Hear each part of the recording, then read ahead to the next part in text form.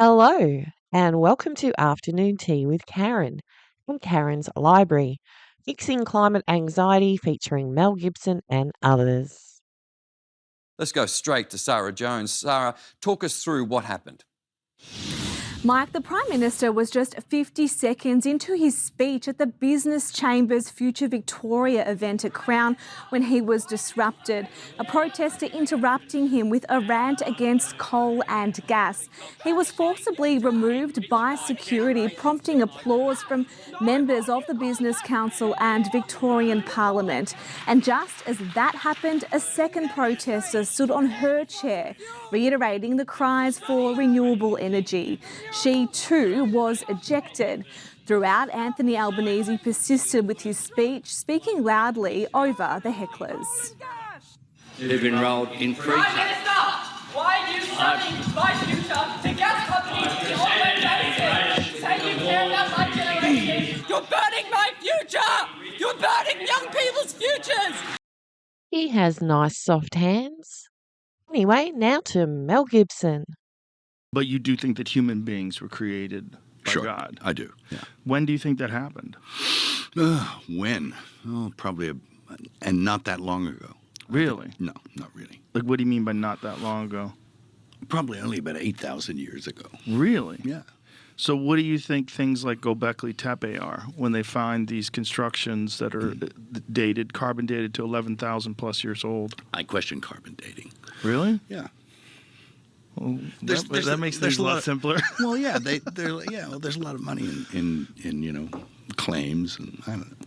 Really? Water. Water's there. Yeah. Well, carbon dating seems to be pretty rock solid studies. Yeah. I mean, the science behind radiocarbon dating and detecting carbon isotopes. It's like that's pretty legit. Yeah. I don't know. I can't square it. Yeah.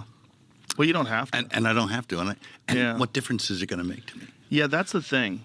It doesn't make a difference in terms of your experience in this life on Earth. No. Like you can have your faith and your ideas and live a great life from beginning to end, and it might not suit you to really ponder evolution and all the puzzles and problems. No. It doesn't. Yeah. And I just I look at all sorts of stuff like that, like, the icebergs melting and the water overflowing. It's not. Ever have a glass full of ice and watched it melt? Did you ever see the glass flow over? No. It takes up less room, Yeah.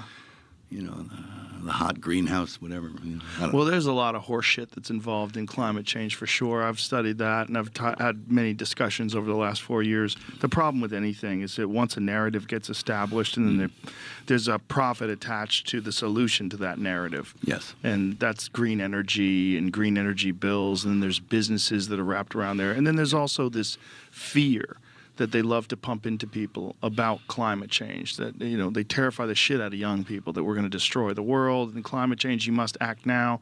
And then you become beholden to the political party that is espousing these ideas, and then your enemy is the deniers of this science, even though you don't even understand the science. Yeah. And did you see the Washington Post article that they published recently about temperature change on Earth? No.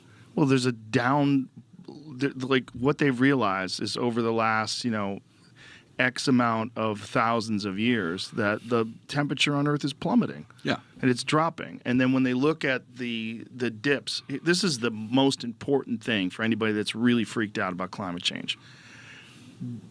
There's no static temperature of Earth ever. Mm-hmm. There's never been a time where it maintains a temperature until human beings came along and fucked it all up. Mm-hmm. That is just not real. Mm-hmm. Before human beings ever existed, if you trust these core samples, there's been a giant rise and fall and this constant dip.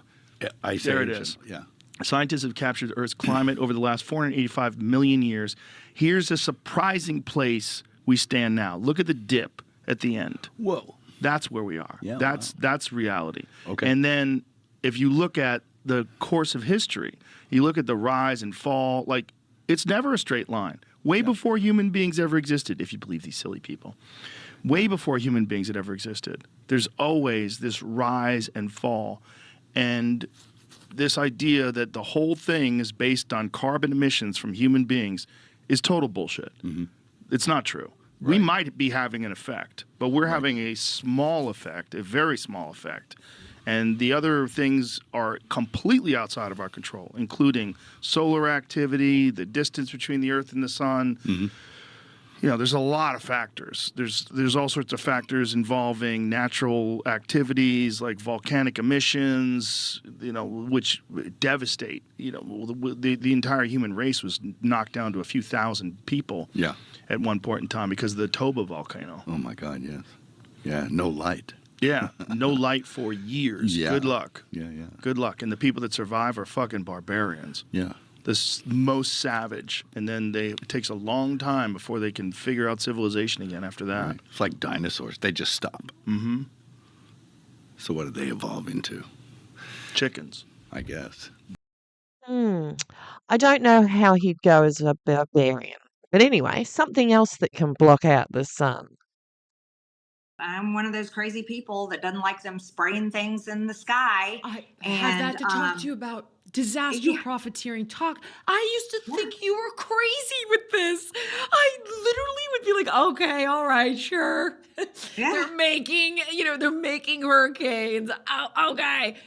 Yeah. And it all turned out to be true. Can you please elaborate on this? Yeah, it's insane and it's true.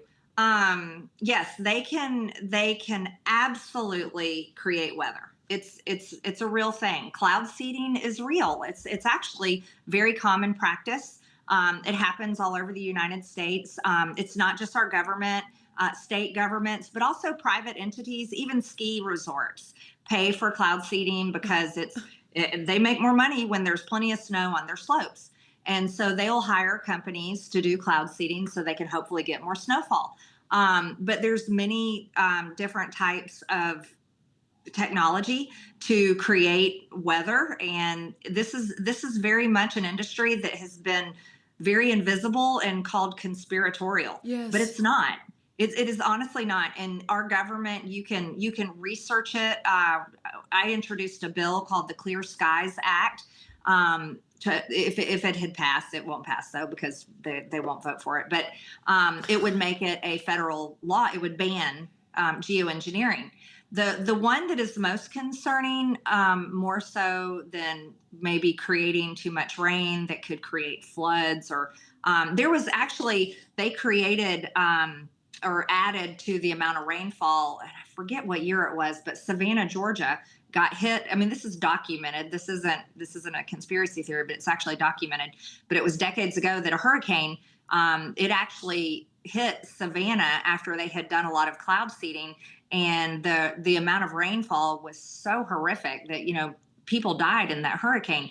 And so it is documented that it can get out of control. Happened over in the Middle East. Was it Dubai? I think they did a lot of cloud seeding over there, and they had torrential rainfall and they had heavy flooding. And over there in their news and the international news literally blamed cloud seeding and geoengineering for the reason why they had such horrific flooding.